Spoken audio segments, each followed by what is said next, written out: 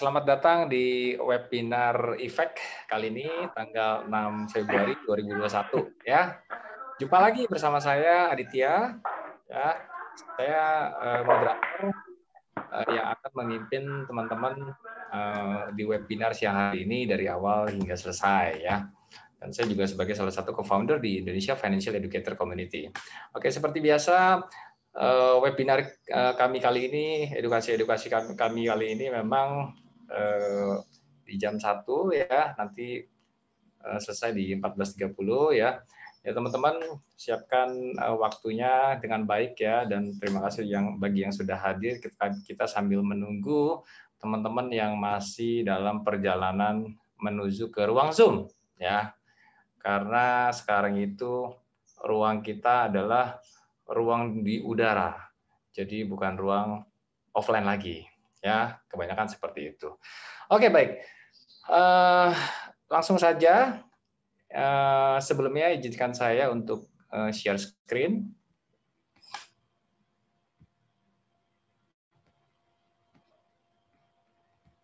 Oke.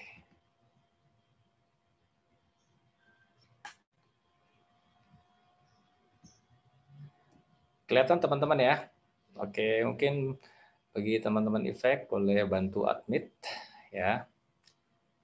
Oke, karena ini menghalangi slide saya. Oke, tema kali ini itu adalah Foundation of Financial Recovery. Jadi di sini kita akan mengulik fondasi-fondasi dari pemulihan keuangan atau financial recovery. Ya, ini kita kedatangan narasumber yang dimana teman kita yang sudah tidak asing lagi ya, Bapak Mario, dan ada testimoni dari salah satu peserta dan salah satu member dari FinEdu ya. Sekilas tentang IFEK, lagi tentang kami. IFEK adalah komunitas praktisi edukasi keuangan yang bertujuan mewujudkan masyarakat Indonesia terampil financial yang tahu, mau, dan mampu mengelola keuangan secara bijak sehingga tercapai kesejahteraan secara ekonomi. Nah, berikut di sini ada sosmed kita, sosial media, ada Instagram, lalu ada YouTube channel, berikut website kami. Oke, selanjutnya seperti kita ketahui, IFEK memiliki beberapa partner yaitu Happy Billionaires Club, Halvina, Fantastic, dan Starhub. Ya. Nah, ini dia. Kita diizinkan untuk melakukan campaign ya oleh beberapa institusi ya, komunitas dan kumpulan-kumpulan dari lembaga-lembaga yaitu FPAI, IFEK, FPSB Indonesia. Campaign-nya adalah yuk kita lakukan 5M ya. Ini satu, mencuci tangan, memakai masker, menjaga jarak, membatasi mobilitas dan interaksi, menjauhi kerumunan. Ya, saya yakin teman-teman di sini juga sudah melakukan hal ini ya, karena untuk kedepannya kita perlu selalu waspada dan berjaga-jaga. Oke, baik. Adapun tata tertib webinar dalam mengikuti Zoom, webinar setiap peserta wajib menggunakan nama yang sebenarnya, yaitu nama sesuai pendaftaran seperti biasa. Ya, dimohon untuk menonaktifkan suara selama narasumber menyampaikan materi. Ya, jangan sampai nanti ada setiap daripada kita itu terganggu oleh kebisingan-kebisingan yang ada. Jadi mohon diperhatikan ya teman-teman. Oke, sebentar ini. Oke. Nanti untuk di akhir sesi teman-teman juga diharapkan untuk mengisi feedback form ya, guna untuk memberikan masukan, input, kritik, dan saran guna memaksimalkan kinerja dari kami ya, biar kami dapat tahu apa yang kami dapat maksimalkan untuk ke depannya. Oke, dan seperti biasa drop jika ada pertanyaan-pertanyaan Anda itu di chat room, yaitu di everyone ya, atau boleh direct message itu ke FM ya teman-teman. Ini di everyone ya, chat room, Zoom chat room ya di everyone. Oke, baik. Sekali lagi Foundation of Financial Recovery ya yang akan dibawakan. Nah, ini dia profil dari narasumber kita pada siang hari ini. Beliau adalah sebagai praktisi edukasi keuangan profesional yang bertujuan memberikan pencerahan akan pentingnya kemampuan mengelola pengeluaran di kalangan masyarakat dalam upaya mewujudkan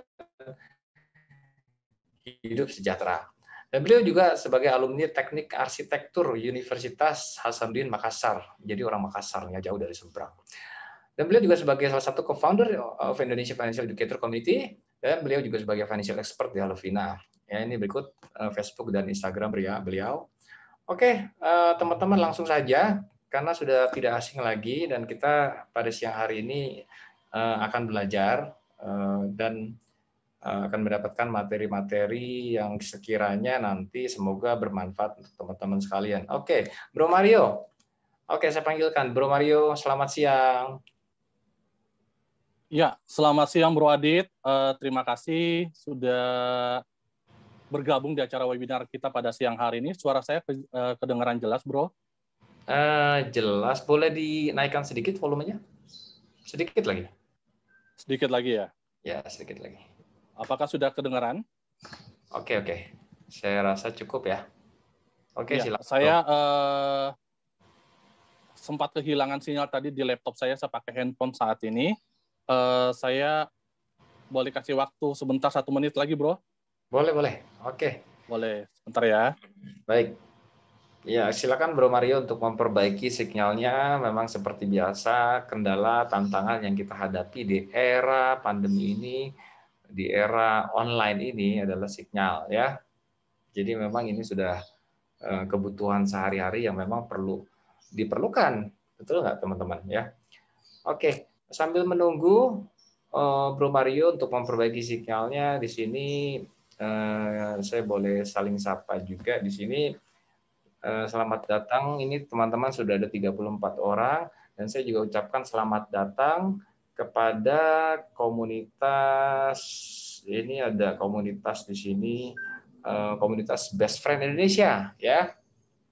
Di sini juga ada beberapa masuk ya, jadi kita juga nantinya akan memiliki komunitas-komunitas binaan untuk selanjutnya ya. Dan oke. Sambil menunggu ya, ini ada sepertinya juga ada beberapa orang-orang baru di sini. Oke, Bro Mario sudah mempersiapkan slide-nya, sudah beres semua. Bentar. Oke.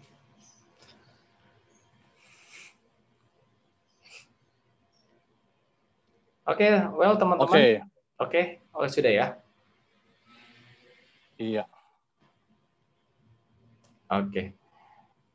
Harapannya adalah teman-teman dapat menyimak ya. Oke, silakan Bro Mario, waktu dan tempat saya persilakan. Oke, saya boleh dijadikan yang di laptop saya untuk dijadikan co-host untuk saya dapat sharing. Oke, boleh silakan host boleh tolong jadikan. Ya, teman-teman, karena keterbatasan sinyal di sini lagi terganggu, saya pakai 2 device ya. Saya akan pakai handphone untuk suara dan juga untuk laptop saya untuk sharing. Oke. Ya. Silakan, Bro. Oke. Sudah kelihatan?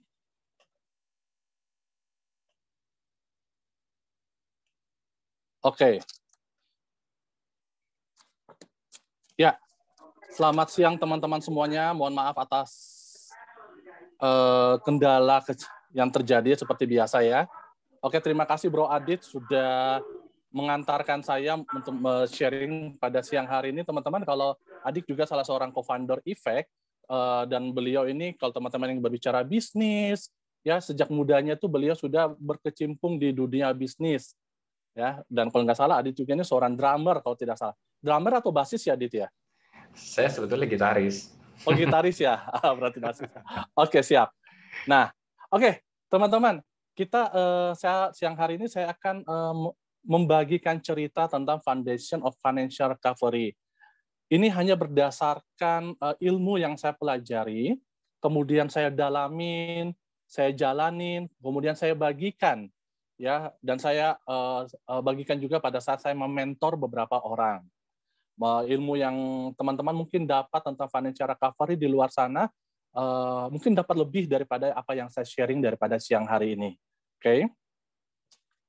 Nah, sebelum saya ke polling, saya mengenal istilah financial recovery ini pertama kali di tahun 2017, jadi kurang lebih 4 tahun lalu, ya.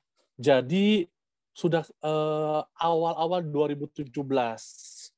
Oke. Nah, saya pengen tahu dong teman-teman nih kita akan berinteraksi baik melalui polling saat ini ya. Pengen tahu nih teman-teman yang hadir pada siang hari ini sebenarnya apakah sudah pernah tahu tentang financial recovery itu sendiri? Nah, boleh ditampilkan pollingnya, host?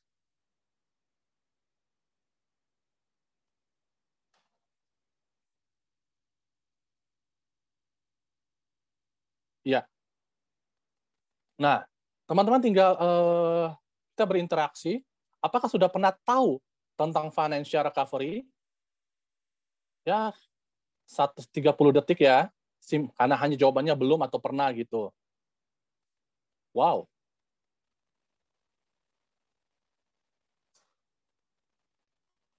Ya.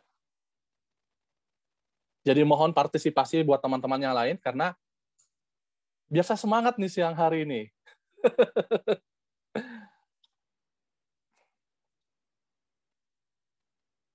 Oke. Ya, masih ada? Kita kurang lebih ada 43 peserta di luar teman-teman efek ya. Jadi kurang lebih ada 30-an peserta. Masih ada? Oke, saya pikir cukup. Saya pikir cukup. Silakan host sharing result-nya. Ya, terima kasih teman-teman yang sudah berpartisipasi. Ini, wow, 78% dari 23 yang memberikan respon ya. Terima kasih. Jadi 18 orang dari 23 orang yang belum pernah tahu tentang financial recovery. Oke, saya harap bagi teman-teman yang belum pernah tahu, sharing saya pada siang hari ini dapat memberikan masukan pencerahan, terutama masih di masa pandemi COVID-19 ini ya teman-teman ya, di mana kita mengetahui di masa pandemi COVID ini menciptakan situasi ketidakpastian ekonomi dan juga finansial. Bagi teman-teman yang sudah pernah tahu, kita sama-sama saling berbagi cerita. Semoga teman-teman sharing saya pada siang hari ini dapat melengkapi ya ilmu financial recovery yang teman-teman sudah pernah tahu. Oke, silakan DN. Oke, saya lanjut ya.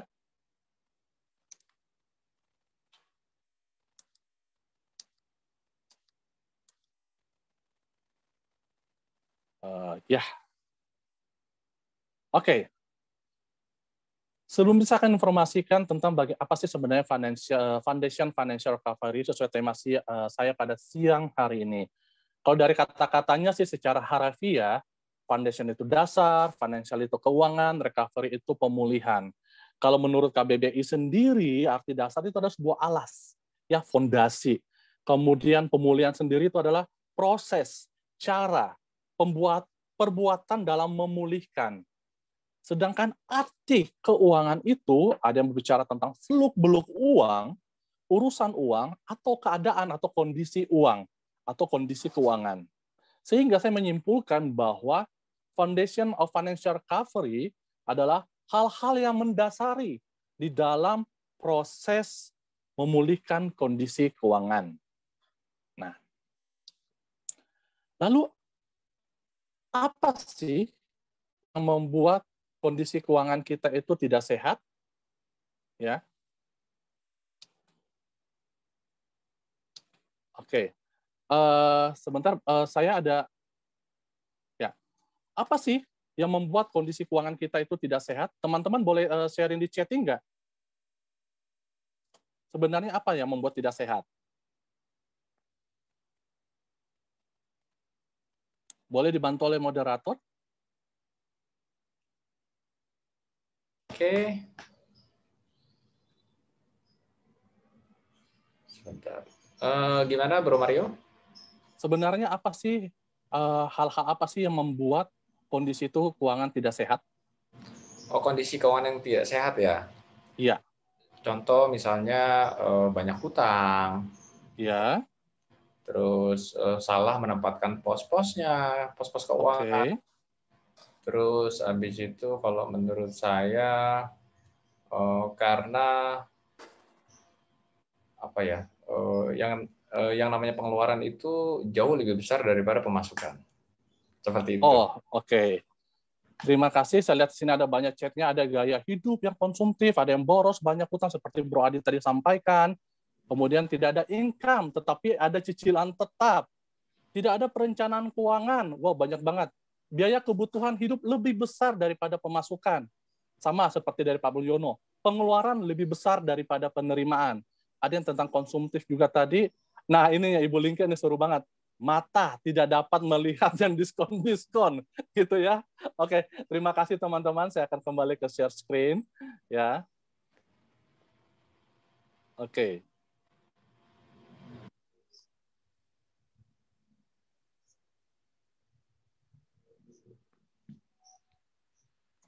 Oke.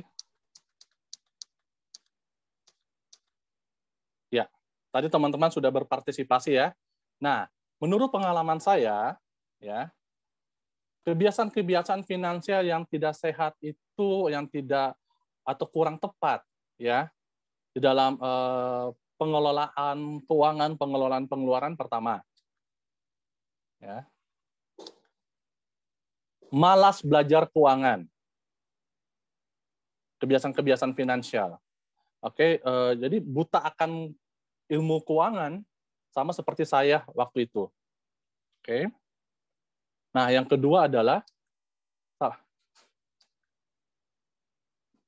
kebiasaan menyisakan spending first. Pada saat dapat income yang dilakukan adalah membelanjakan, baik itu kebutuhan premier, sekunder, bahkan luxury. Sisanya baru dipikirkan, ada nggak sisanya ya? Kebiasaan-kebiasaan ini yang dapat menyebabkan ada faktor bablas. Kadang-kadang nggak ada sisa gitu ya bro ya. Oke. Kemudian belanja sesuai keinginan saja. Kalau bisa kita berbicara keinginan adalah itu ada hasrat untuk memiliki sesuatu, ya. Kadang-kadang hasrat ingin memiliki sesuatu. Masalahnya, keinginan manusia itu tidak terbatas. Benar nggak? Saya mungkin ingin beli baju yang saat ini harganya 200 ribu. Beli kemeja nanti menangnya 500. Nanti meningkat yang 1 juta. Saya ingin memiliki setiap ada gadget terbaru, seri terbaru, saya ingin memiliki. Jadi memuaskan hasrat memiliki. Ya tadi saya seperti yang saya katakan, kemampuan keinginan itu tidak terbatas. Tapi jangan lupa, kemampuan seseorang untuk memuaskan keinginan tersebut itu yang terbatas, teman-teman. Kalau melewati batas, itu termasuk kebiasaan finansial yang kurang atau tidak tepat menurut saya. Ya. Kemudian, tidak membuat pencatatan pemasukan dan pengeluaran. Pada umumnya yang saya temuin adalah teman-teman saya itu mencatat, kalaupun mencatat pengeluaran saja. Pemasukan jarang dicatat, tahunnya itu gaji tetap, tahunnya itu rutin dan bulanan, tetapi kan ada yang non-rutin, non-bulanan. Nah, ada yang bonus, ada yang komisi, apalagi teman-teman yang pendapatannya based on commission, atau misalkan based on hasil penjualan, ya misalkan teman-teman yang di online, penjualan online itu. Nah, kemudian berinvestasi pada waktu yang tidak tepat. Bukan secara, yang saya maksud di sini adalah bukan secara waktu secara harafiah atau real time, enggak. Tetapi apakah sudah waktu yang bertepat? Apakah saya sudah menetapkan tujuan investasi saya? Apakah saya sudah mengetahui jangka waktu untuk memenuhi pencapaian tujuan investasi saya? Apakah saya sudah mengetahui jenis instrumen investasi saya, profil resiko saya, atau saya sudah mengetahui dan memahami jenis-jenis instrumen investasi apa sih? Atau yang paling salah satunya adalah, atau waktunya sudah tepatkah saya siap untuk menerima resiko loss? Bukan hanya profitnya saja. Atau dananya saya sudah siap enggak untuk diinvestasi? Waktunya sudah siap untuk investasi. Apakah pos-pos yang lebih urgent sudah terpenuhi terlebih dahulu? Nah, itu yang saya maksudkan dengan berinvestasi pada waktu yang tidak tepat. Gitu ya. Nah, kebiasaan-kebiasaan finansial ini yang saya dapat katakan tidak tepat, kurang tepat, atau tidak sehat ya, atau tidak proper. Nah, kenapa kita berbicara tentang kebiasaan-kebiasaan finansial, teman-teman? Karena setiap manusia, setiap keluarga, seyogyanya, saya memakai kata seyogyanya, memiliki tujuan keuangan di dalam kehidupan berumah tangga atau kehidupan pribadi. Entah itu tujuan jangka pendek, entah itu tujuan menengah, entah itu tujuan jangka panjang. Kami di Efek menciptakan alur seperti ini, ya, di dalam memenuhi tujuan keuangan.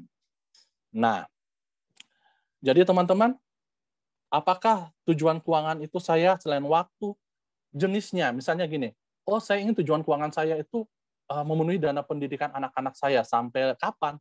Apakah sampai SMA saja atau sampai lulus S1, S2? Atau saya ingin tujuan pensiun saya sejahtera, tidak membebankan kepada anak-anak saya, sehingga saya sebagai orang tua mampu sejahtera di usia yang non-produktif, sehingga sehingga secara langsung saya memutus rantai generasi sandwich.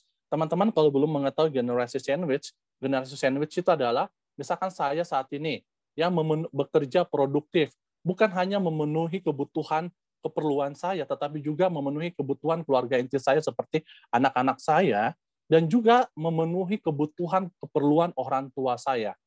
Bukan berarti saya tidak ingin memenuhi, menjadikan anak yang tidak bertanggung jawab, tetapi secara keuangan saya terhimpit di antara kebutuhan atas dan kebutuhan bawah.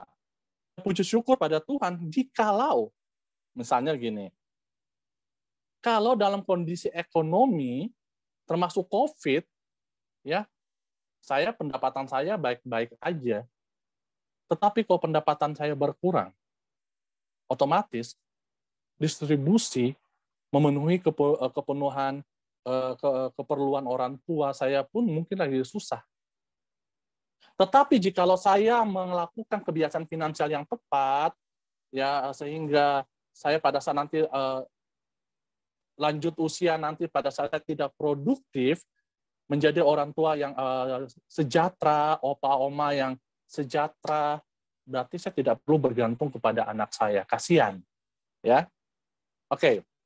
Nah, kemudian nominalnya, apakah sudah ditetapkan? Saya pengen pensiun pada saat berapa? Angka berapa? Pendidikan anak saya S1, S2 di mana? Universitas apa? Keuangannya berapa? Nominalnya berapa? Lalu, apakah saya juga menetapkan bahwa ada instrumen-instrumen, baik yang di saving ataupun yang di investasi, yang untuk memenuhi tujuan-tujuan keuangan tersebut? Itu teman-teman alurnya. Kenapa kebiasaan finansial itu penting? Karena untuk memenuhi tujuan keuangan. Nah, setelah tujuan keuangan ada namanya proses financial check-up. Dari situ kita dapat mengetahui apakah keuangan saya sehat atau tidak sehat. Apakah keuangan saya itu ideal atau tidak ideal. Apakah keuangan saya itu proper untuk semua pos atau tidak, atau kurang proper. Ya puji syukur kalau sehat. Sehat, yuk langsung aja tancap gas, tarik sis, gitu ya. Istilah zaman now, jalankan anggaran. Tapi jangan lupa, selama menjalankan anggaran, kita perlu yang namanya monitor, dan mengevaluasi.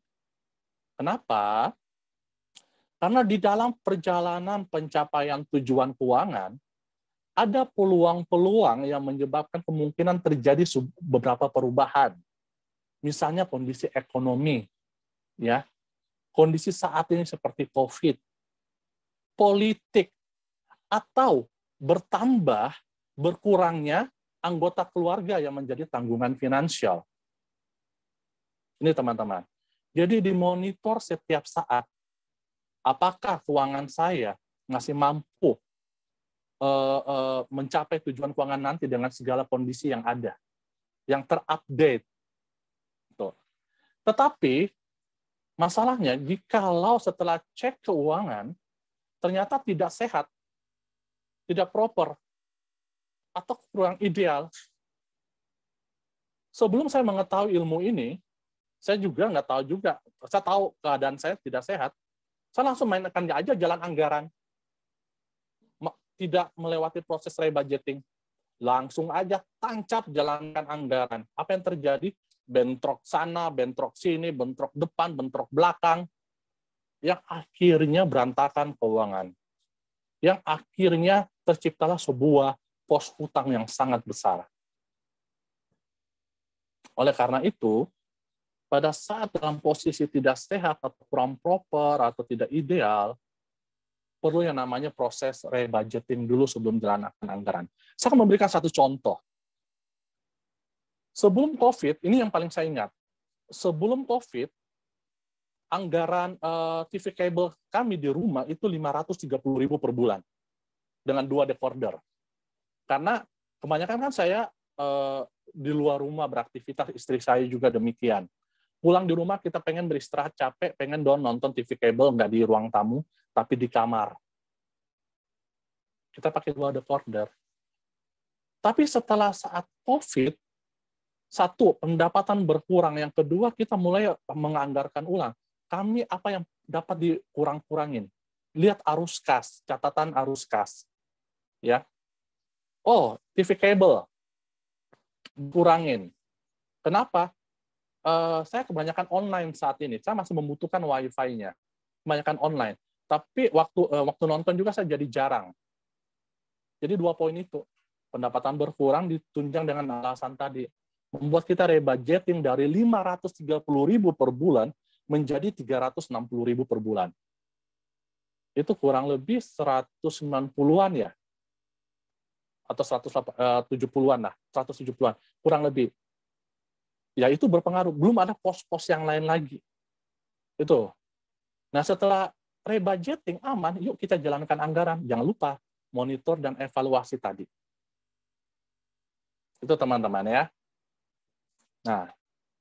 Nah, dalam financial check-up menurut Efek, itu sebenarnya 7 pos pengeluaran sih. Habiskan uangmu ke seluruh 7 pos pengeluaran secara proper, secara ideal, maka peluang pencapaian kemakmuran menunjang kesejahteraan itu tercapai. Di sini ada 7 pos. Ya, teks, pajak, amal, tentu kewajiban kita kepada Sang Pencipta. Dana darurat, kewajiban kita kepada keluarga. Bagaimana kita memenuhi segala kebutuhan, terutama dalam keadaan darurat. Misalkan seperti COVID, pendapatan berkurang, pendapatan hilang. Ya. Hutang, pos hutang maksimum dana darurat 6-12 bulan untuk yang berkeluarga.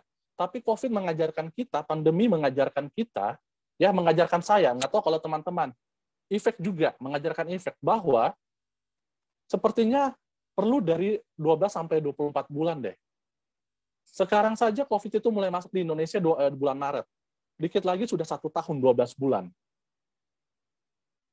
Ya. Dan belum tahu sampai kapan. Kalau mendapatkan pendapatan baru, puji syukur, alhamdulillah. Tapi kalau ternyata belum ada pendapatan baru dan pendapatan tetap berkurang, nah di situ pentingnya dana darurat teman-teman untuk tetap memenuhi kebutuhan-kebutuhan yang sangat urgent. Hutang adalah maksimum 35%. Itu terbagi 2, yaitu produktif 20%, konsumtif maksimum 15%. Gitu. Proteksi dan investasi minimal 10%. Biaya hidup maksimum 45%. Nah, saya berbicara pos proteksi. Pos proteksi bukan berbicara tentang life, bukan berbicara tentang health, tetapi segala sesuatu yang berhubungan dengan proteksi yang masuk dalam anggaran, misalkan ingin pergi traveling, ada protection-nya juga. Ya, kebakaran, rumah dan sebagainya ada protection-nya juga. Itu. Saya pernah baca bagi para profesional petani, ya, mereka proteksi tentang lahan dan sebagainya. Kalau itu masuk dalam anggaran keuangan dan harus dikeluarkan, itu masuk dalam pos proteksi secara total.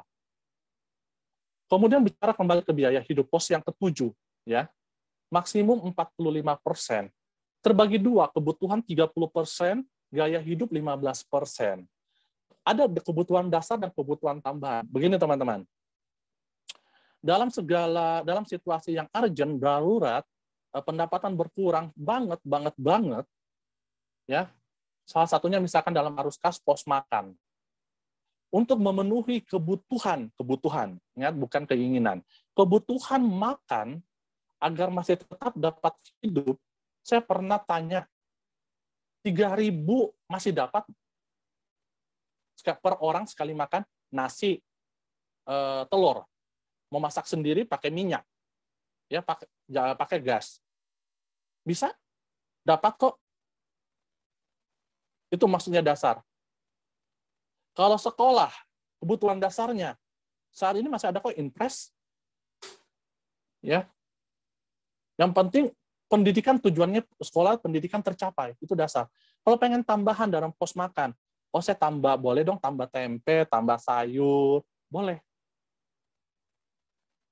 Kalau gaya hidup, keinginan, aman, misalnya seperti pos makan adalah sekali-sekali dong saya makan di restoran atau di mall seminggu sekali, is okay. Tetapi yang akan jadi beresiko kalau sudah masuk di pos makan setiap minggu, seharusnya melebihi, tidak seperti ini, tapi dia melebihi. Misalnya makan setiap hari di mall, sekali makan 50.000, padahal batas amannya gaya hidup, dia sekali makan 25.000. Batas amannya.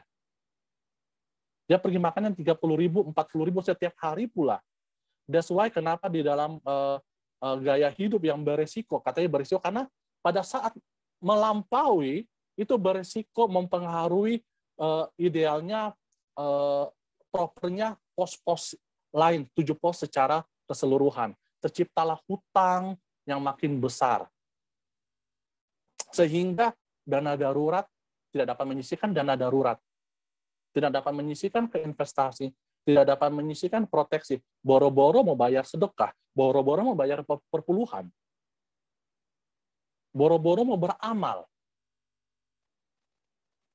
Itu. Ya. Nah, ini teman-teman. Nah, teman-teman, untuk sedikit melatih aja teman-teman bagaimana sih gaya hidup atau apa ya, 7 pos yang ideal, proper ini. Nah, berikutnya teman-teman boleh chat di chat room, ya, misalnya amal nih, ini akan berubah, dia akan tetap warna hijau. Hijau itu berarti dia aman, ya, ideal, sehat. Atau dia merah, dia akan berakibat tidak aman, tidak sehat, atau belum ideal, atau kurang ideal, kurang proper. Oke ya? Kita mulai dari amal, teks nggak usah aja. Nah, anggaplah dia seorang yang muslim dan muslimah, ya. Kira-kira ini amal hijau atau merah nih? Gimana Bro Adit? Silakan chat. Oke. Nah, dia akan berubah. Hijau, ya kan? Minimalkan sedekah 2,5%. Dana darurat. Jadinya apa? Merah, benar ya? Terima kasih buat responnya. Nah, kalau hutang gimana teman-teman? 50%. Apakah dia hijau atau merah? Ya, merah nih Pak Giorgio Samuel ya. Wah, merah. Wah, iya, benar merah ya. Nah, kalau pos proteksi, hijau atau merah?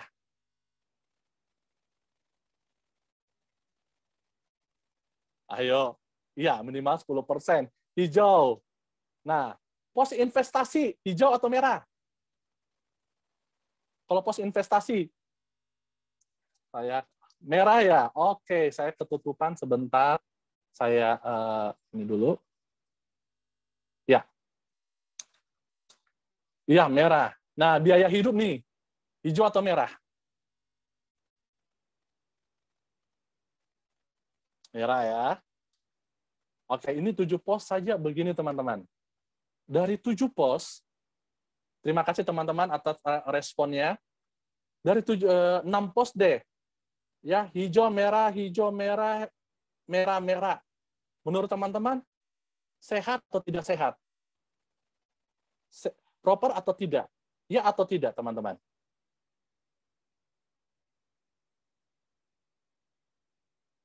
Apakah 7 pos ini proper atau tidak? Sehat atau tidak? Ya, terima kasih. Tidak sehat ya. Oke, kita lanjut yang kedua. Wah, ngeri banget. Nah, kalau sudah begini kita lihat nih. Terima kasih atas responnya. Kalau sudah begini, apa yang perlu dilakukan nih? Dana daruratnya sudah 3 bulan. Dan sudah berhenti stop menyisihkan 0% ya. Hutangnya 50%. Investasi 10%. Dia berkeluarga minimal 6 bulan lah. Kurangin gaya hidup dong. Minimal 10%. 10%-nya itu dialihkan, ya betul, kurangin biaya. Nah, tepatnya adalah dari pos biaya hidup ya. Gaya hidup. 10% alihkan ke dana darurat dulu. Jangan boro-boro langsung ke investasi. Dana darurat 4-5 bulan, kalau masih kurang pengen cepat, yuk bagaimana kita gaya hidup berkurang, karena gaya hidupnya 25% itu menciptakan hutang tambah 50% juga. Kalau gaya hidupnya sudah berkurang, kemungkinan hutang juga berkurang yang dari gaya hidup. Tapi masih ada hutang-hutang yang lain, pinjaman-pinjaman yang lain selain dari gaya hidup. Itu diselesaikan cepat. Tapi pada saat sudah selesai, bukan langsung pergi gaya hidup. Yuk, penuhin dulu dana darurat juga. Atau setelah itu, yuk kita lihat tujuan keuangan kita apa, apakah kita perlu berinvestasi atau tidak. Tapi yang paling penting, yuk dana darurat dulu ya teman-teman. Nah yang kedua, amal. Ini hijau. Pasti ya. Dana darurat merah dong. Oke, nanti ya, nanti ada pertanyaan. Sebentar ya Ibu Kendis. Oke, hutang 20%. Proteksi ya 5%. Ini berdasarkan persentase ya. Investasi hijau, biaya hidup merah. Kira-kira apa yang dilakukan? Hutangnya aman nih. Ya. Biaya kebutuhan aman. Gaya hidupnya yang merah. Ya, gaya hidupnya dikurangin. Gaya hidupnya dikurangin, jangan langsung boro-boro ke proteksi. Proteksi kan sudah 5%. Dana darurat masih 0 bulan. Jangan langsung ke investasi juga. Yuk, langsung ke dana darurat. Kurangin gaya hidupnya. 10% ke dana darurat. Hasil investasi pun kalau ada yang pada saat dia menguntungkan, ingat, hasil investasi itu tujuannya dicairkan pada saat untung, bukan pada saat anjlok atau buntung. Kalau memang ingin mempercepat dana yang sudah ada jatuh tempo, yang hasil investasinya dapat cair, alihkan ke dana darurat. Itu. Ya, dana daruratnya ditambah, terima kasih Ibu atau Bapak Gusmanita nih. Ya, proteksinya ditambah, gaya hidup dikurangin. Ya, pelan-pelan semuanya. Oke, hutangnya saat ini anggaplah dia konsumtif dulu, Dr. Steph, ya, konsumtif. Itu. Nah, kalau hutangnya konsumtif, berarti tetap juga berjuang, berusaha bagaimana yang ingat tadi, apa yang di maksimum itu diminimalkan. Ya, sehingga pos-pos yang lain dapat lebih ideal. Dana daruratnya segera lebih cepat terisi. Bayangin, pos hutangnya dikurangin, ya kan? Terus gaya hidup dikurangin, langsung percepatan pemenuhan dana darurat lebih cepat. Ya, teman-teman. Oke. Nah, yang ketiga.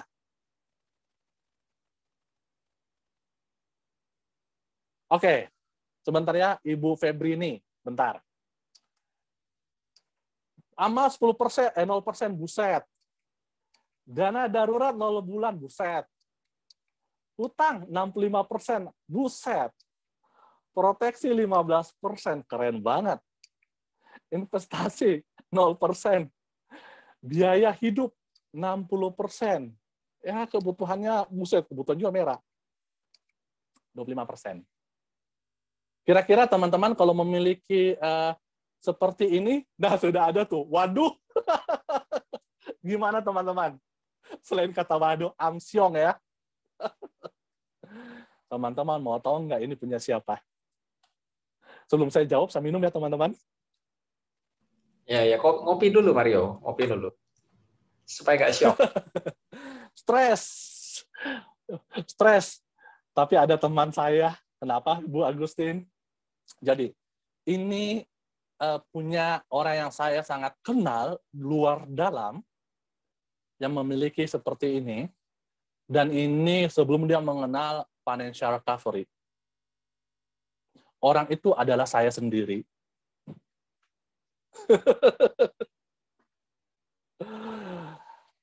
Ya benar, saya juga benar, hutang lebih besar dari 100% benar Ibu Agustin. Jadi saya juga punya responden besar, lebih dari 100%. Pernah ada, dia posisinya ada di Makassar. Ya. Nah, kembali, ini saya. Ngeri banget ya. Oke, tetapi sekarang saya nggak begini. Teman-teman kalau ingin mengetahui bagaimana proses saya, teman-teman dapat lihat di rekaman webinar kami sebelumnya, ada di kanal YouTube Effect, yaitu FinEdu Indonesia, di mana di situ adalah, judulnya adalah Pemulihan Keuangan Menuju Sejahtera, kalau nggak salah, itu judulnya. Oke. Nah, teman-teman, yuk polling lagi dong. Teman-teman sudah melihat beberapa contoh ya, yang maaf, ini, yang sehatnya seperti ini. Sebentar, yang sehatnya seperti ini. Teman-teman boleh polling dong, apakah keuangan saya sudah sehat atau belum? Ini patokannya. Ya, ada di layar. Silakan. Patokannya. Ya.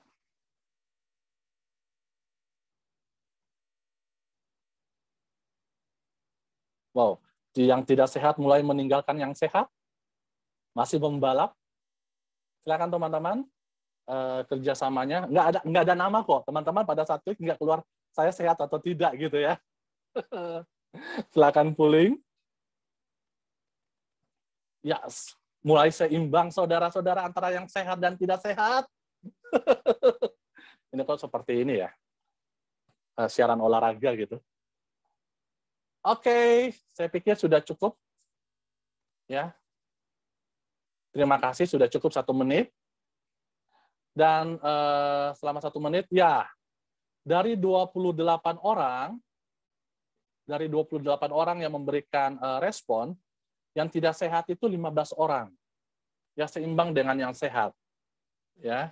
Wow, teman-teman, terima kasih responnya, teman-teman ya. Oke, sekarang silakan N. Nah, oke, silakan di N. Oke. Nah, teman-teman, berikutnya saya akan mengajak ya, kita akan mendengarkan sebuah testimoni. Ini testimoninya ini dari responden saya. Responden saya, maaf, kepencet. Saya tidak mengenal beliau sebelumnya, ya. Pak Lee Kok Seng, saya panggilnya Ko Aseng. Beliau direkomendasikan oleh teman saya, dan nanti Ko Aseng akan bercerita apa sih yang membuat dia pengen financial recovery dimentor oleh saya. Karena sebagai seorang asing, saya juga sangat aneh. Apakah dia langsung trust, atau bagaimana? Apakah ada proses yang dibutuhkan untuk ke trust, atau bagaimana? Nah, saya stop sharing, ya. Saya mengundang Ko Aseng. Halo Ko Aseng, selamat siang. Siang Pak Mario. Oke, Silakan Ko Aseng ceritakan ya, testimoni apa sih yang membuat Ko Aseng ingin dimentor oleh saya tentang dalam financial recovery. Selama saya mentor Ko Aseng dari awal itu bersama istrinya Chef Shirley, ya, bagaimana proses Ko Aseng sama Chef Shirley sebagai pasangan di dalam proses financial recovery, apakah ada hambatan-hambatan, halang-halangan, atau api-api kecil yang mulai bergejolak pada saat proses financial recovery. Ya, silakan Ko Aseng, silakan testimoni, silakan teman-teman mendengarkan. Selamat siang teman-teman semua.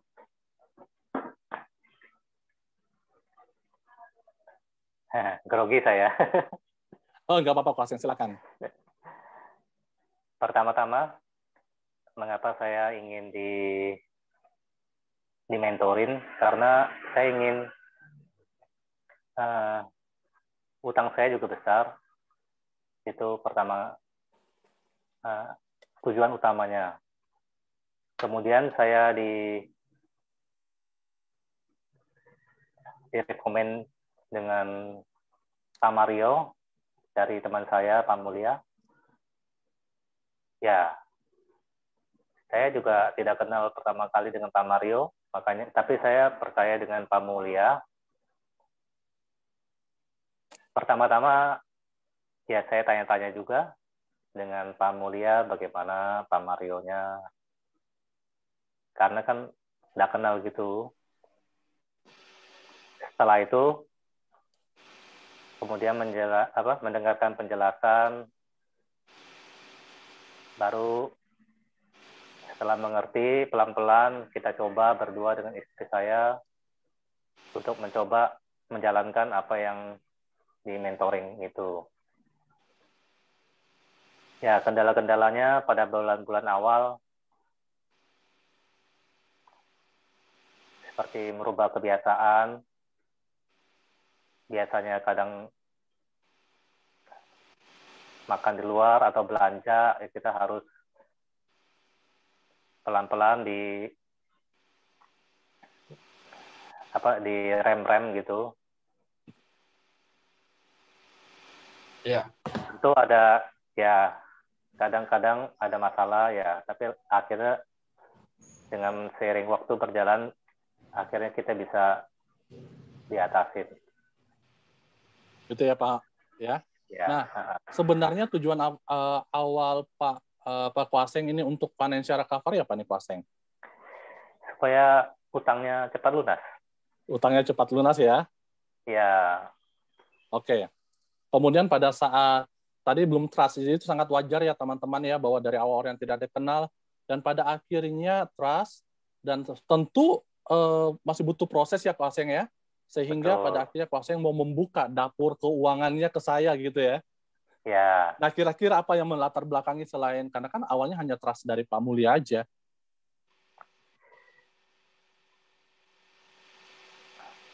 Sebenarnya ya kita kadang mumet juga kalau mikirin utang itu. Jadi ya pengennya nggak punya utang gitu. Ya, oke. Sedangkan dalam perjalanannya Ko Aseng itu ternyata pos utangnya bukan yang menjadi masalah utama ya Ko ya. Sekalinya di situ. Betul. Ternyata masih ada pos-pos lainnya yang menjadi masalah utama ya Ko. Betul, kayak apa di pola hidup itu ya. Ya. Nah, Ko Aseng, apa yang Ko Aseng rasakan pada saat di bulan pertama, pada saat menjalani proses financial recovery? Saya ingat kita sosialisasi lewat Zoom 2-3 kali itu di bulan Juli. Kemudian kita mulai mentor itu di bulan Agustus, Ko Aseng mulai mengisi arus kas gitu ya. Ya. Nah, 1 bulan pertama saya sampai sekarang mengingat apa yang disampaikan oleh Chef Shirley, istrinya Ko Aseng. Ya. Itu bahwa tidak enak banget ya. Sekarang nggak enak, tidak beli lagi jualan online temannya gitu ya, Ko ya. Ya, salah satunya. Salah satu, tapi lebih bahagia pada saat melihat ada uang di tabungan saat itu ya. Betul.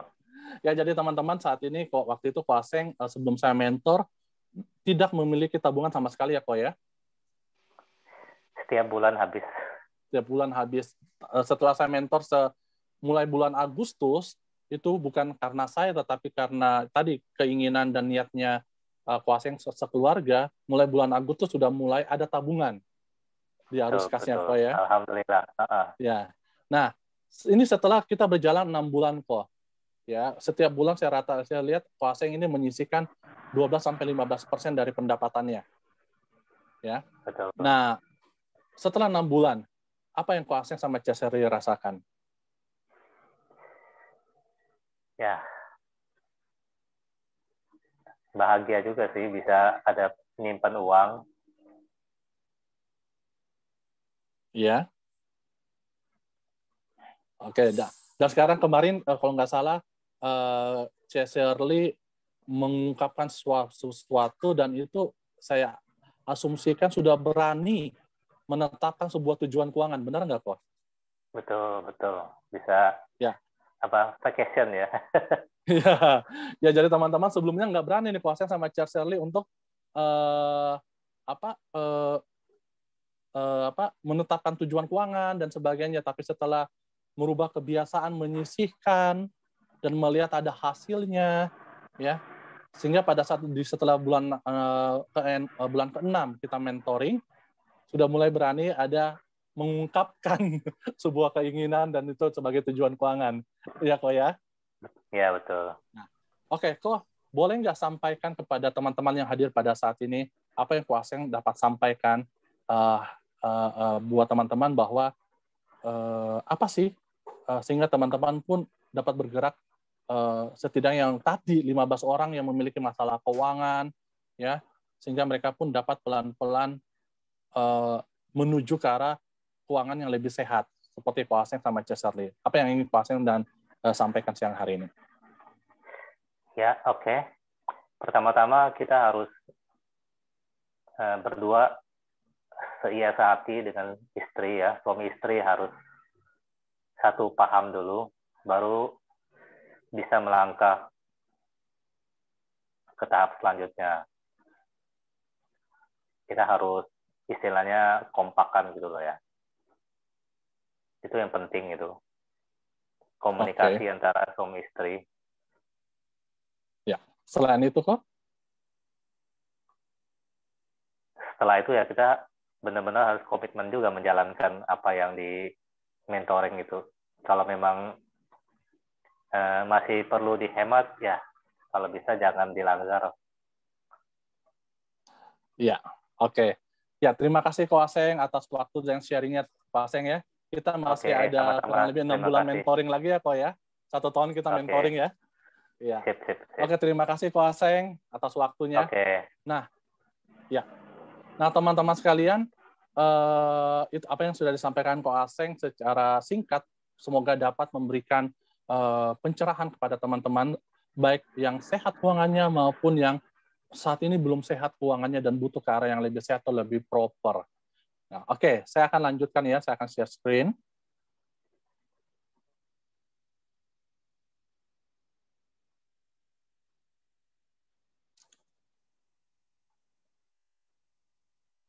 Ya. Oke. Nah, Foundational Financial Recovery seperti yang disampaikan oleh Ko Aseng adalah sebenarnya hal-hal apa sih yang mendasari sebelum seorang pada saat memasuki pemulihan keuangan. Ya, di samping selain kita berpasrah aktif, kata coach saya Dr. Steph adalah pasrah enggak perlu, jangan pasif tapi aktif ya. Pasrah pada Tuhan tapi kita perlu aktif juga di dalam menjalankan hal-hal yang menunjang, misalkan dalam hal financial recovery. Misalnya pertama adalah ini berdasarkan pengalaman saya ya, dan ilmu yang saya coaching. Oke, dan saya akhirnya mentor dan bagikan kepada para responden saya yang saya mentoring. Pertama adalah ada proses penerimaan. Ya, ada namanya proses penerimaan kenyataan. Ada proses yang namanya menerima kebenaran bahwa keuangan saya lagi nggak sehat, keuangan saya lagi tidak proper, butuh pemulihan, butuh yang lebih sehat. Ya, kata Dr. Steph saya ingat banget bahwa kebenaran itu menyakitkan. Ya. Ilusi itu membahagiakan. Sebelum saya hidup masuk dalam financial recovery, saya hidup dalam ilusi, membahagiakan banget, ya, dari atas sampai bawah. Ini saya singkat aja, karena selengkapnya teman-teman dapat lihat di rekaman video webinar sebelumnya. Orang-orang melihat saya prestis dan sebagainya. Tetapi di balik semua itu dikejar-kejar, debt collector dan sebagainya. Ilusi membahagiakan, tetapi ujung-ujungnya menyengsarakan. Tetapi kalau kebenaran, hidup dalam kebenaran memang awalnya itu menyakitkan, tapi ujungnya itu mensejahterakan. Kita terima. Ya, setelah itu terima bahwa antara pasangan suami istri, terima. Misalkan, saya yang berkontribusi paling besar dalam hal ini. Saya terima, saya salah. Saya ngaku. Tetapi kalau ternyata pasangan yang berkontribusi lebih besar, ya terima, bukan menghakimi. Kalau dua-duanya berkontribusi, lebih bagus lagi, lebih koreksi, sadar diri, tidak saling menghakimi. Beberapa responden yang saya akhirnya gagal melanjutkan, hal ini sangat sulit yang paling pertama. Tidak mau menerima. Satu, ada pendapatan suaminya dulunya lebih besar, sekarang lebih kecil daripada istrinya. Ya, itu faktor yang akhirnya gagal. Yang kedua adalah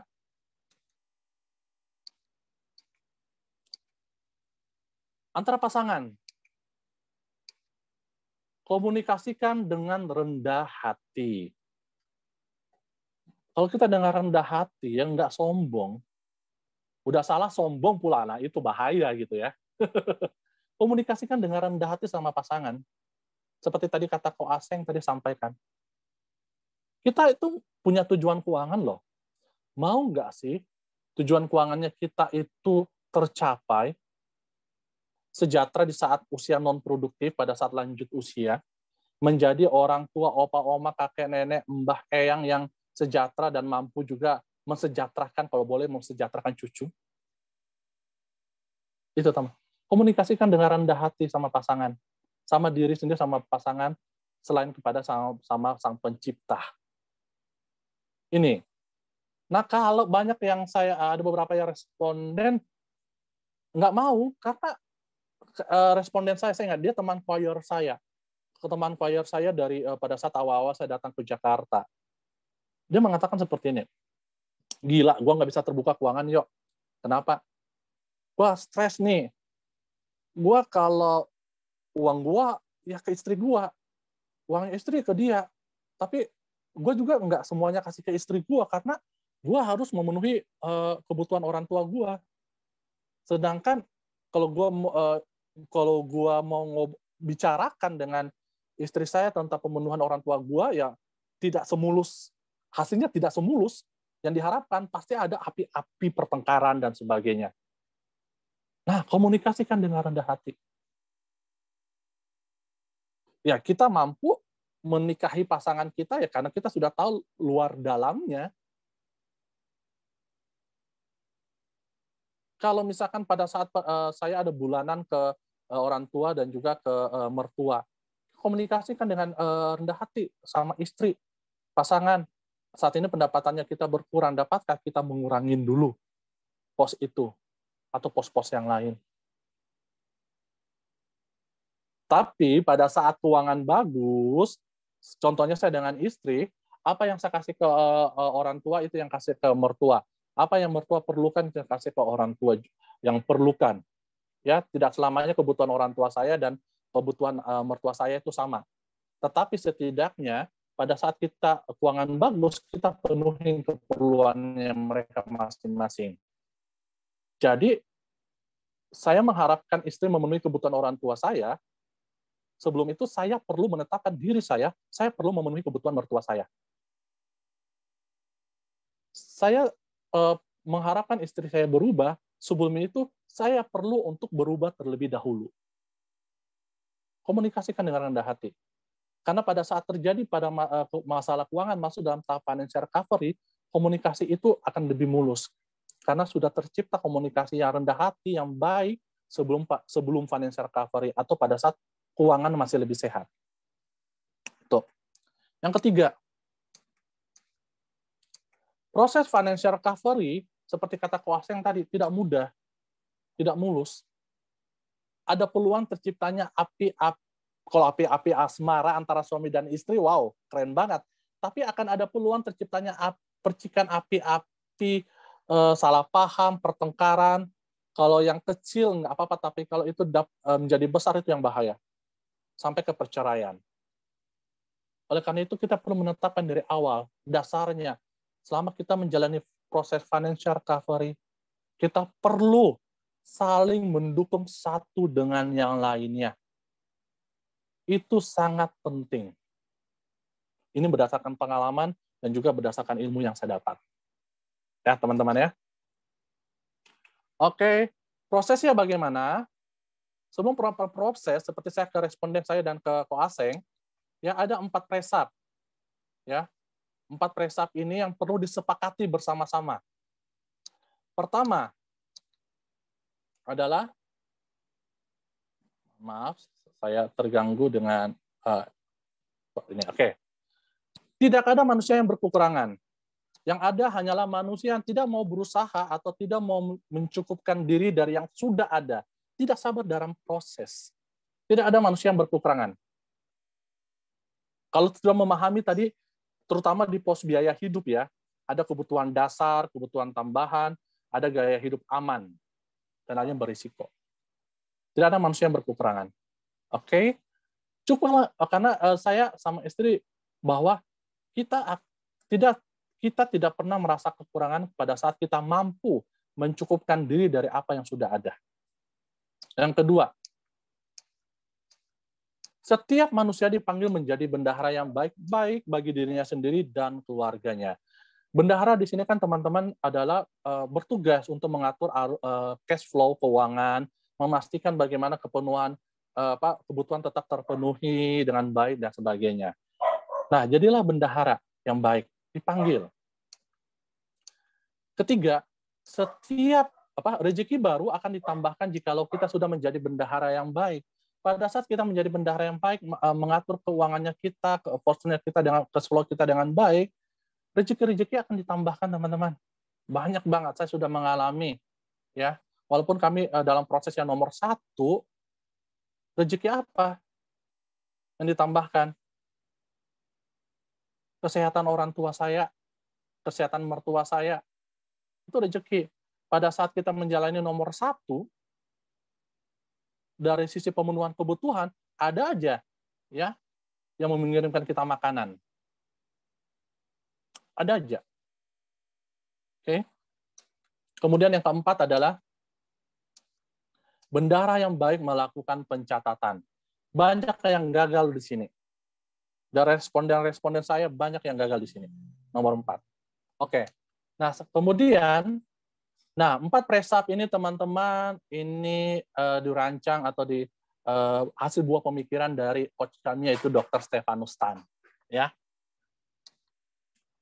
Nah, teknisnya adalah mencatat catatan arus kas keluarga. Ya. Di dalam mengisi arus kas keluarga perlu diperhatikan ada 4 kuadran prioritas keuangan. Ada important, urgent, ada important, urgent, not important, not urgent. Nanti coba kita tunggu ya. Ini Bro Mario lagi betulkan sinyalnya kembali. Oke. Ini ada yang bertanya sebetulnya nih. Presap itu kepanjangan dari apa gitu. Ya. Kita overall.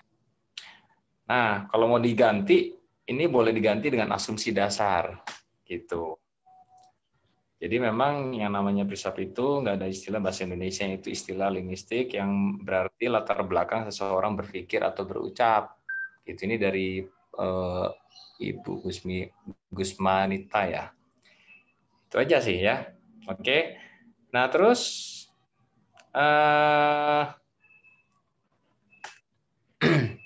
sudah terjawab ya Bu ya?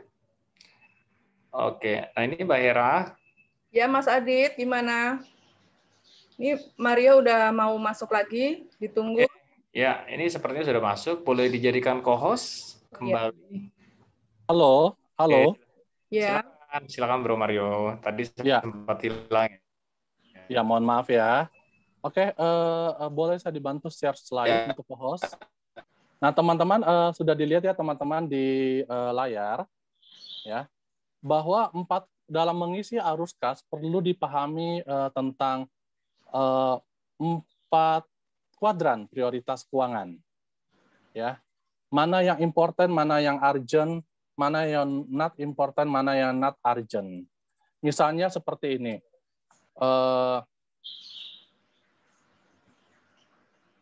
Misalnya seperti WiFi. WiFi dulu sebelum COVID itu sih important dan not urgent. Ya, beberapa orang important dan not urgent. Tetapi pada saat COVID, di mana orang yang banyak school di rumah, banyak kerja di rumah, itu menjadi important dan urgent. Kemudian misalnya, saya ada yang menganggarkan setiap 3 bulan itu belanja baju, ya kerja atau baju dan kebutuhan yang baju. Mungkin itu menjadi important dan not urgent. Tetapi pada saat COVID, itu menjadikan not important, not urgent. Nah, alokasi dananya yang not important dan urgent itu masukinlah ke important dan urgent. Misalkan ke dana darurat dan sebagainya. Oke. Ini contoh saya akan sharing contoh salah satu responden saya pada saat dia mengisi arus kas. Ini namanya saya. Ini dalam pendapatannya arus kas dia isi. Kemudian dia mengkategorikan listrik important dan not urgent. Kenapa listrik masuk important dan not urgent? Karena saya tanya rata-rata listrik di rumah berapa? Ya karena pemakaian A, B, C dan sebagainya itu jadi 600.000 sebulan. Kira-kira ada nggak yang tidak perlu banget dipakai setiap hari dan sebagainya? Ada Pak. Kalau ada itu dapatkah berkurang? Dapat. Jadi sekitar 500-an. Nah itu ya. Kemudian transportasi sekarang kan transportasi tidak ada dong ya, karena dia di rumah. Nah dia anggarkan, dia alokasikan ke tempat yang lain. Makan siang dia itu not important, important but not urgent. Tetapi kenapa warna biru? Karena kadang makan sekarang dibawakan dari rumah. Dia masih kerja di kantor, makan dibawakan dari rumah. Dulu biasanya makan di luar, ya hampir selama 30 hari udah kerja makan di luar. Nah, hadiah pernikahan ultah.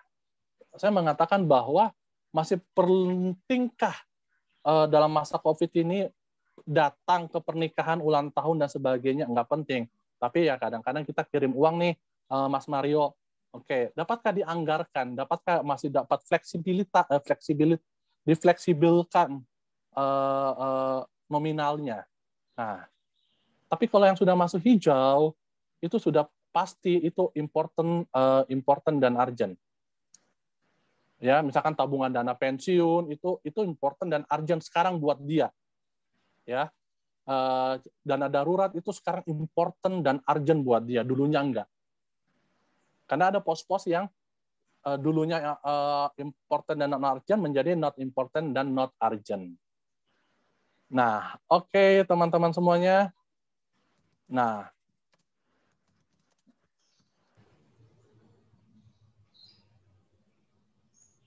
terakhir ini saya singkat saja ya.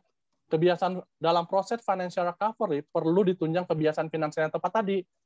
Belajarlah keuangan. Yuk teman-teman kita belajar keuangan di webinar-webinar di online banyak yang gratis. Kemudian menyisihkan dulu yuk, saving first dulu yuk. Gitu kalau dapat uang. Belanja sesuai kebutuhan yuk. Utamakan kebutuhan dulu. Membuat pencatatan pemasukan dan pengeluaran dan berinvestasilah pada waktu yang tepat. Nah, kira-kira nih teman-teman, terakhir nih sebelum masuk saya tutup, saya polling terakhir dong, silakan, host. Apakah terutama yang tadi sehat, terutama yang tidak sehat, apakah memerlukan mentoring financial recovery atau siapapun, baik yang juga yang sehat? Silakan. Silakan di-polling. Oke, saya pikir cukup ya. Cukup. Terima kasih. Silakan share. Wow. Banyak banget yang memerlukan mentoring ya. Oke, 80%, 23 orang. 23 orang. Oke, teman-teman. Teman-teman kalau melihat gambar ini, ya, gambar jembatan ujung terus sampai tidak kelihatan ujungnya membentuk sebuah garis. Karena bagi kami, efek, sejahtera bukanlah sebuah titik,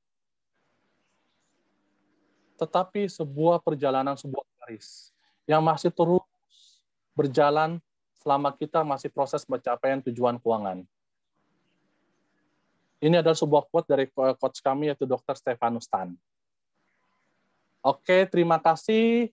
Mohon maaf jika ada kesalahan-kesalahan, terutama kesalahan teknis, kata, dan sebagainya. Terima kasih, teman-teman. Materi saya sudah selesai. Ya.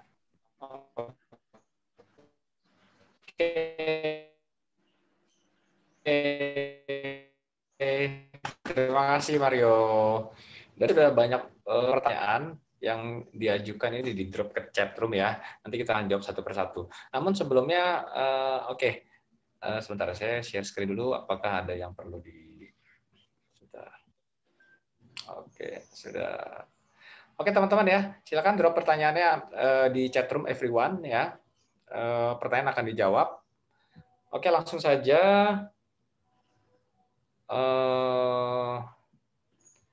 Oke.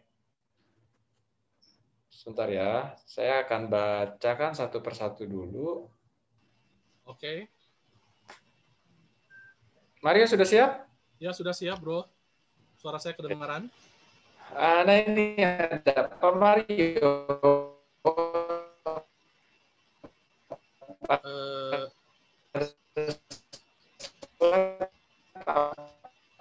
Suaranya keputus-putus, Bro Adit. Beda kebutuhan dengan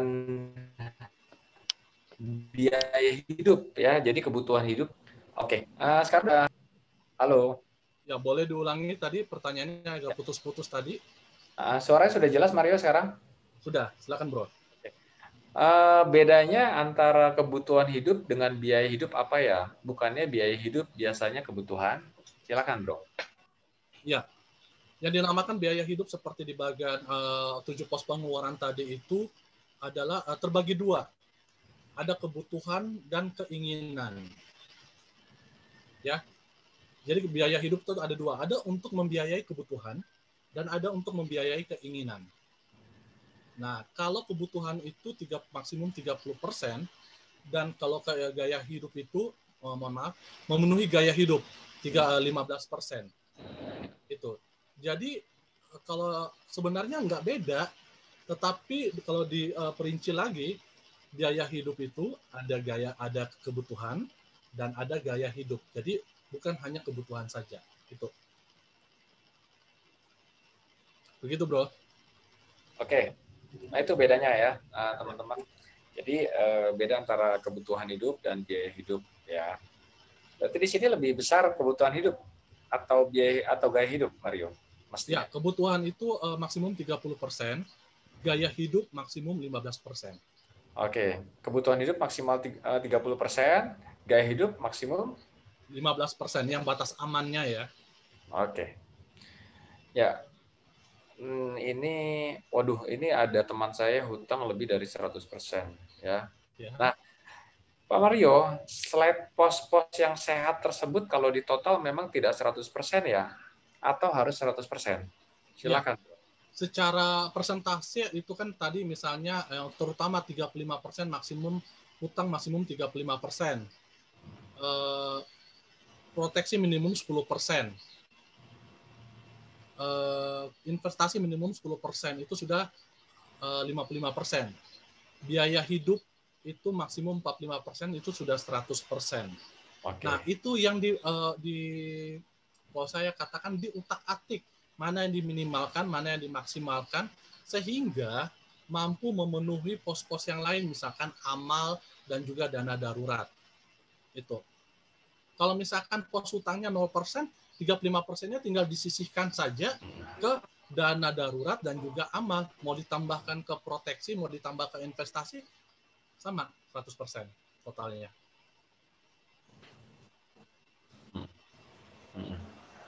Halo, Oke, Bro. jadi tinggal Begitu? diutak-atik aja ya, mana kira-kira Ya. yang dapat dikurangi. Halo, ya, kedengaran suara saya? Halo, kedengaran Silakan Mario lanjut, suara Bro. saya? Ya, lanjut, Bro. Oke, jadi tinggal diutak-atik aja ya, mana pos-pos yang kira-kira dapat dikurangi, mana yang kira-kira dapat ditambahkan secara positif, seperti itu Mario ya. Ya. Oke, berikutnya, kalau dari fact finding, apa big problem dari Ko Aseng selain pos hutang yang besar? Karena ternyata beliau bisa menyisihkan 15% per bulan dari income-nya. Ya. Secara teknis, ya, that's why kenapa perlu melakukan pencatatan dalam form arus kas, ya, sederhananya. Karena ada data. Dari data yang sudah tertuang dalam arus kas, kita dapat mengetahui tadi 4 kuadran prioritas keuangan. Ya. Dan ternyata dari data tersebut, pos biaya hidup itu yang sangat besar. Nah, sehingga tadi saya sudah jelaskan tadi sharing, ada yang dapat diutak-atik di dalam pos biaya hidup itu tadi, pos biaya hidup. Terutama di bagian gaya hidup. Ya, bagian gaya hidup. Sehingga dari situ yang sekarang menjadi gaya hidup yang not important, not urgent, dialokasikan ke important dan urgent, yaitu apa? Saving tadi. Dana darurat, pensiun, pasien sudah dapat menyisihkan sana. Bahkan pasien juga sudah mampu beramal. Itu. Jadi penting melakukan pencatatan di dalam arus kas sehingga kita dapat ada data, sehingga kita dapat mengetahui ya mana yang urgent, important, not urgent, atau important, not urgent, atau bahkan urgent, not important. Gitu. Oke, berarti di sini selain pos hutang yang besar, jadi Ko Aseng itu memang Pos hutangnya pasien tidak besar ternyata. Tujuannya adalah untuk melunasin hutang karena sudah lama hutangnya. Oke, Ya. utangnya sudah lama. Tapi pada saat kita mentoring, kita mendapat data bahwa ternyata yang menjadi masalah utama bukan hutang, pos biaya hidup tadi. Biaya hidupnya ya? Ya. Oke. Nah, tetapi tujuan utamanya pasien untuk melunasi hutang, kita tetap maintenance. Berapa yang perlu disisihkan sehingga Pak Aseng mampu sekarang menyisihkan juga secara rutin untuk membayar pos hutangnya. Oke. Jadi di situ sedikit. Sebelumnya tidak rutin. Sebelumnya nggak rutin ya. Jadi sangat penting di sini Bro Adi adalah tadi kebiasaan finansial yang tepat, mau menyisihkan dulu. Oke.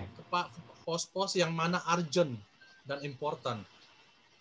Dalam dan itu kasusnya Ko Aseng, yang important dan urgent selain pos hutang adalah pos saving.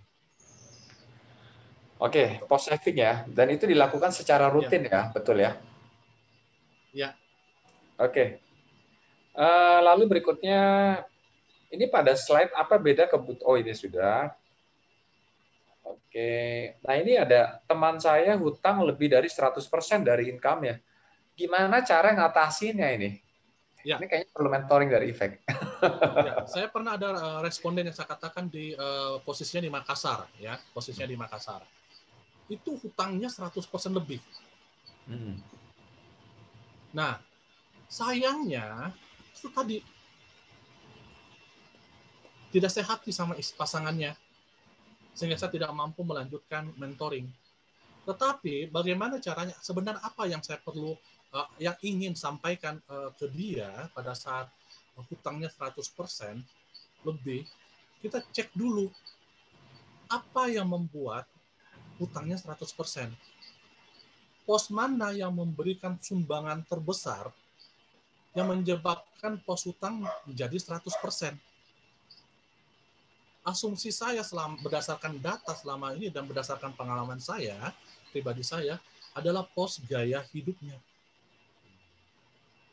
Kalau boleh pos gaya hidupnya dipangkas, minimal 0%. Kata pada saat memasuki proses financial recovery, teman-teman kan pasti familiar dengan kata puasa dong ya. Tujuannya puasa adalah salah satunya dari sisi kesehatan adalah detox. Kesehatan untuk lebih sehat. Pada saat financial recovery, jikalau misalnya 100% pos hutang, perlu detox gaya hidup. Detox gaya hidup. Puasa gaya hidup dulu. Kalau melihat lagi, ada kebutuhan, ada dasar, ada tambahan. Kalau perlu, dikurangi lagi dari sisi kebutuhannya. Yang tambahannya jangan terlalu dimaksimalkan. Contohnya kayak begini, kakak sepupu saya ingat banget nih, kakak sepupu saya menikah, ya, mereka membangun satu usaha. Ini cerita mama saya di kampung. Dan saya belajar sampai saat ini, saya mengingat. Pada saat dia bangun usaha, dia berhutang. Sangat besar. Dan kalau mungkin saya kalkulasi mungkin anggaplah 100% lebih. Apa yang dia lakukan? Selama 1 bulan mereka hanya makan bubur sama telur. Itu tadi, pos biaya hidup ya. Ada dasar, ada tambahan. Mereka kembali ke dasar. Kadang-kadang mereka ada tambahan, seminggu sekali. Itu maksudnya. Ada yang diutak-atik. Kalau ternyata ada pos investasi yang saat itu untung, cairkan, bayar hutang. Ya. Itu. Oke, terima kasih. Oke. Ya, lalu pertanyaan selanjutnya, bagaimana memaksimalkan investasi jika dana darurat sudah aman? Sebaiknya posisinya seperti apa untuk investasi jangka pendek, menengah, dan panjang? Diulangi lagi pertanyaannya. Bagaimana memaksimalkan investasi jika dana darurat sudah aman? Sebaiknya komposisinya seperti apa untuk investasi jangka pendek, menengah, dan panjang? Sebelum kita berbicara komposisi, yang seperti saya sampaikan tadi, berinvestasi pada waktu yang tepat. Ya. Berdasarkan sudah tepatkah pada saat tepat menentukan tujuan berinvestasi untuk apa? Misalkan dana pendidikan, ya, sudah tahu nggak, sudah dapat nggak angka nominal berapa yang perlu disisihkan, berapa yang diperlukan untuk menunjang anak kuliah S1 setiap bulan berapa, gitu. Misalkan angkanya sebulan perlu disisihkan 1 juta. Nah, tentukan termnya. Oh, anak saya sekarang sudah berusia 5 tahun. Berarti 13 tahun lagi, 12 sampai 13 tahun lagi dia akan kuliah. Dibutuhkan berarti itu masuk jangka panjang. Oke. Kemudian kembali lagi kalau jangka panjang banyak orang berbicara, oh saham. Oh, reksadana saham. Karena itu jangka panjang, belum tentu. Lihat lagi, cek profil. Halo, suara saya kedengaran? Ya, kedengaran. Ya. Cek lagi profil resiko. Kalau ternyata saya termasuk profil resiko yang konservatif, bukan yang agresif, jangan mancing-mancing, jangan bercoba-coba di saham. Nggak kuat jantungnya. Jangan coba-coba di trading. Nggak kuat jantungnya. Itu dulu. Nah, kalau ternyata ternyata saya di konservatif, oke lah saya main di aman aja, reksadana, pasar uang misalnya, atau mau yang sedikit agak beresiko yang ada campurannya. Misalnya contoh, ini bukan saran. Nah, baru di situ dapat diketahui. Selain itu, apakah saya sudah paham dengan sangat paham dengan instrumen reksadana yang beresiko rendah. Kalau sudah semuanya itu dilalui, baru kita atur. Oh, kalau saya semua sudah terpenuhi, saya perlu menyisihkan itu bukan 1 juta, itu 1 juta kalau ke saham. Sedangkan saya belum paham saham, saya tipenya konservatif. Berarti kalau yang lebih returnnya lebih rendah dan lebih aman buat saya, mungkin saya perlu sisihkan 2 juta. Nah, silakan atur komposisinya berapa untuk investasinya. Itu. Oke. Ya, terima kasih Mario. Nah, ini ada yang tanya, oh iya, masih ada yang tanya, hutang besarnya diakibatkan untuk apa jadinya kok asing ya? Mohon maaf teman-teman. Ya, kalau tadi untuk asing karena itu secara itu saya tidak dapat membuka semuanya ya. Ya. Berapa persentase hutangnya dan sebagainya itu rahasia klien. Yang hanya saya sampaikan adalah di mana pos-pos masalahnya dan sebagainya. Kalau persentasenya berapa pos besarnya kok asing, hutangnya itu nggak etis. Saya ngomongin di sini. Berapa besarnya persentasenya biaya hidupnya, berapa persentase pos-pos yang lainnya itu rahasia klien. Saya tidak menyampaikan si klien yang bertanya. Oke, karena ini sifatnya rahasia ya. Oke. Ya. Oke, baik. Terus, oh iya, ini ada yang tanya. Asuransi yang minimum harus kita miliki yang seperti apa sebaiknya? Oke, ini sangat penting. Masih ingat tadi klien saya, responden saya yang tidak sehati sama pasangannya, ya, yang mengatakan bahwa saya perlu memenuhi kebutuhan orang tua saya juga, saya nggak mengkip dan sebagainya. Oke. Pada saat dia sangat tidak sehat, lalu dia bilang saya ditawarkan pos asuransi proteksi juga. Penting nggak? Penting, kata dia. Oh, lalu saya tanya, penting dana darurat nggak? Penting. Penting membereskan pos hutang juga? Penting. Penting memenuhi biaya hidup juga penting. Tujuan kamu juga penting nggak? Penting. Semua penting. Nah, sekarang kita melihat skala prioritas apa yang masih dapat dipenuhi saat ini, yang dicapai saat ini. Kalau kamu masih penting memerlukan beresin hutang dulu, penuhin dana darurat dulu, silahkan. Lalu pos proteksi bagaimana? Ya, apakah lihat lagi proteksinya itu jenisnya apa? Oke, preminya berapa?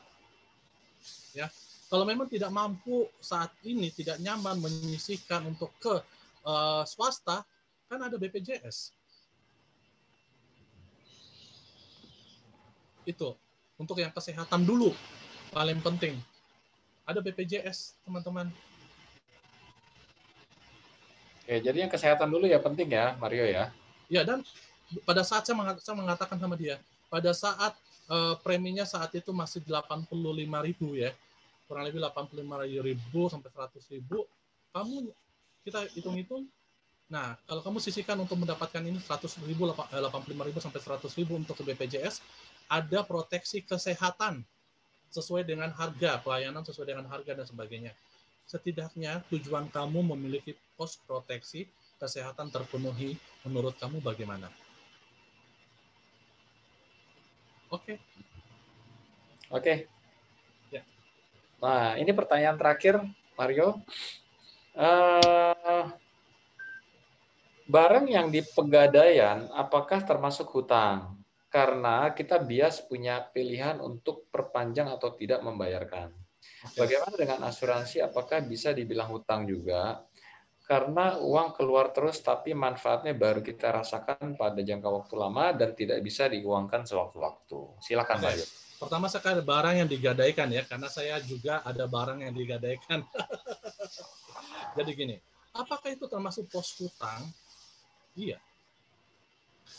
Itu masuk dalam pos pengeluaran ya untuk saya bayar ke hutang saya. Karena saya belum menebus, saya bayar cicilannya. Bayar cicilan. Itu masuk pos hutang. Ya. Kecuali kalau teman-teman langsung mampu menebus semuanya, ya pos hutang selesai, nggak cicil lagi. Kemudian tadi pertanyaan kedua, apakah asuransi masuk di? Asuransi bisa dibilang hutang karena uang yang keluar terus, tapi manfaatnya baru bisa dirasakan pada jangka waktu lama dan tidak bisa diuangkan sewaktu-waktu. Apakah pos pengeluaran premi asuransi masuk ke hutang gitu ya? Ya, betul. Oke. Premi asuransi itu masuk ke, kalau dalam arus kas itu kan masuk ke dalam pengeluaran ya. Itu sudah masuk dalam pengeluaran. Dan ada dalam 7 pos itu, kalau bicara asuransi, masuk ke dalam pos asuransi. Dikatakan hutang, nah teman-teman perlu paham tujuan pos proteksi itu apa. Tujuan proteksi itu apa? Hutang berbeda dengan proteksi. Kalau teman-teman membayar, misalnya nih BPJS ya, bayar terus, tapi nanti kalau sakit baru dirasakan manfaatnya. Berasa seperti seolah-olah mencicil. Ya, bayar cicilan, belum dirasakan manfaatnya. Nah, itu perlu diverifikasi lagi ke dalam diri sendiri, verifikasi lagi, apa sih tujuan saya ber-BPJS, tujuan saya berasuransi. Kalau itu dijadikan beban seperti cicilan hutang, itu perlu dikoreksi lagi. Karena tujuan pos proteksi adalah sebenarnya melindungi pos investasi. Investasi merupakan aja pos untuk memenuhi kebutuhan dan tujuan-tujuan keuangan. Yang tadi ya. Pos proteksi melindungi apa yang sudah terkumpul dalam pos investasi. Tuh. Melindungi, misalkan investasinya ada aset liquid, yang non liquid, ya ada yang dalam bentuk paper, ada yang dalam bentuk barang. Nah itu yang melindungi. Tapi kalau teman-teman kembali berpikir bahwa pos proteksi itu adalah untuk cicilan, hutang dan sebagainya, perlu diverifikasi lagi tujuan pos proteksinya apa. Itu. Ya. Oke. Oke. Jadi memang sudah jelas. Jadi memang sudah jelas semua pos-posnya itu sesuai dengan sesuai dengan wadah masing-masing ya. Jadi memang ya asuransi bukan hutang gitu ya, Mario ya. Ya. Betul ya. Bro Adit, tadi saya melihat ada kurang lebih 18 orang yang membutuhkan mentoring. Ya. Teman-teman kalau yang membutuhkan mentoring, saya tidak tahu apakah Ifek sudah membuat WAG-nya atau tidak. Nah, teman-teman kalau untuk sementara saja, teman-teman yang membutuhkan mentoring, ya di grup boleh WA ke saya, ya sebelum Ifek membuat WAG-nya. Jadi untuk pengumpulan data saja, siapa yang memerlukan mentoring, kalau teman-teman butuh, ya itu ke 0878 86180801. Saya chat ya.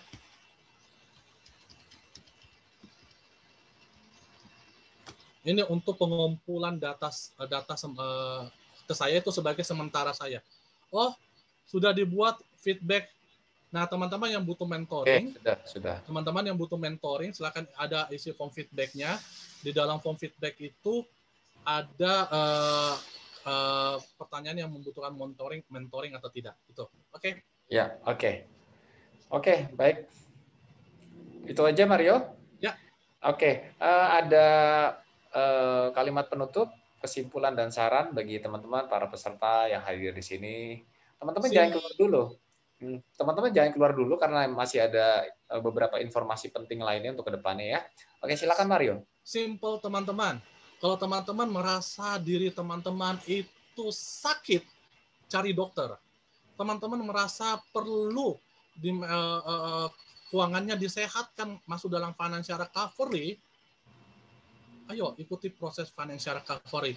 Karena tanpa melalui proses financial recovery, teman-teman akan lebih sulit, akan dapat banyak tantangan, hantaman kiri kanan. Karena saya sudah mengalaminya di dalam proses mencapai tujuan keuangan. Mari sehatkan keuangannya kita, sehingga tujuan keuangannya kita pun lebih mudah tercapai. Itu saja, Dit. Oke, super sekali. Terima kasih Mario. Dan sekali lagi terima kasih juga untuk Mario yang sudah membawakan materi pada siang hari ini, dan terima kasih juga kepada Ko Aseng ya, Pak Aseng yang sudah bersedia menyempatkan dirinya untuk testimoni di webinar siang kali ini ya. Sampai ketemu lagi Ko Aseng juga ya di acara berikutnya. Oh ya, saya akan informasikan beberapa pengumuman-pengumuman ya. Saya akan share screen dulu. Oke, teman-teman, bagi teman-teman yang masih ada pertanyaan terkait webinar dan untuk ke depannya, silakan Anda kirimkan email ke finedu.id@gmail.com dengan format nama, hal yang ingin ditanyakan, tahu acara ini dari mana. Oke, silakan teman-teman dapat kirim email ke sini. Dan juga jangan lupa untuk memaksimalkan apa yang menjadi input bagi kami, lalu dapat memberikan kritik dan saran. Silakan teman-teman isi feedback form berikut ya. Ini link ya, teman-teman dapat isi ini. Juga bagi teman-teman yang ingin mendapatkan materi pada hari ini, silakan isi feedback form tersebut ya, jangan lupa. Oke, next event ini nanti webinar Ifek itu akan diadakan kembali itu dengan tema Sejahtera Financial ala Ifek ya.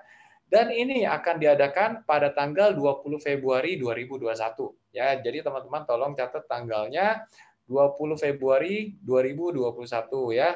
Jadi temanya Sejahtera Financial ala Ifek. Dan untuk informasi selanjutnya teman-teman bahwa Ifek akan mengadakan webinar setiap 2 minggu sekali untuk ke depannya. Oke, ikuti terus informasi-informasi dari Ifek ya. Dan ikuti juga sosial media kami ya, di WhatsApp, ini linknya, Telegram, lalu Instagram Finedu, lalu YouTube channel kami Finedu Indonesia ya. Di situ teman-teman dapat melihat ya beberapa aktivitas dan informasi-informasi terkait keuangan dan aktivitas Ifek. Nah, bagi teman-teman yang membutuhkan sertifikat ya, karena ada beberapa teman-teman juga memiliki kebutuhan akan sertifikat ya untuk kedepannya. Jadi teman-teman, kita memfasilitasi teman-teman untuk memberikan sertifikat tersebut ya. Dan ini silakan nanti klik linknya. Pendaftaran sertifikatnya itu 30.000 ya. Dan ini sekali lagi ini hanya upaya kami untuk memfasilitasi teman-teman, untuk membantu teman-teman, untuk apa ya, untuk mensupport teman-teman di dalam kehidupan baik di kehidupan sehari-hari dan profesi teman-teman sekalian gitu ya. Oke, silakan hubungi ke ini ya, ke nomor ini, dan ini rekeningnya ya yang dapat teman-teman transfer nantinya. Oke. Terima kasih sekali lagi teman-teman. Jadi itu aja ya aktivitas kami pada siang hari ini, dan selanjutnya nanti kita akan berjumpa lagi di tanggal 20 Februari 2021 ya. Jangan lupa siapkan waktu teman-teman sekalian, dan saya Aditya aja ya. Mohon izin untuk undur diri di hadapan teman-teman sekalian. Sukses semua dan sejahtera selalu untuk kita semua. Oke, selanjutnya silakan host untuk setel lagu penutup.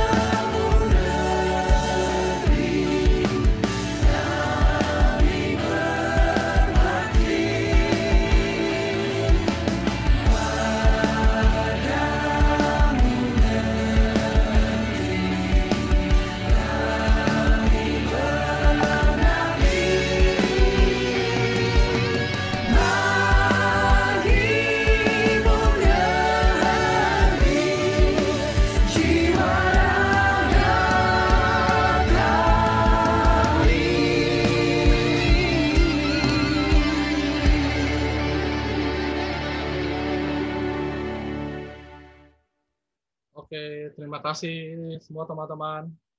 Terima kasih semua. Terima kasih Pak Mario dan semua teman-teman IFEK. Ya, terima kasih, Bu. Izin end ya. Oke, terima kasih Mbak Olive. Terima kasih, Bro.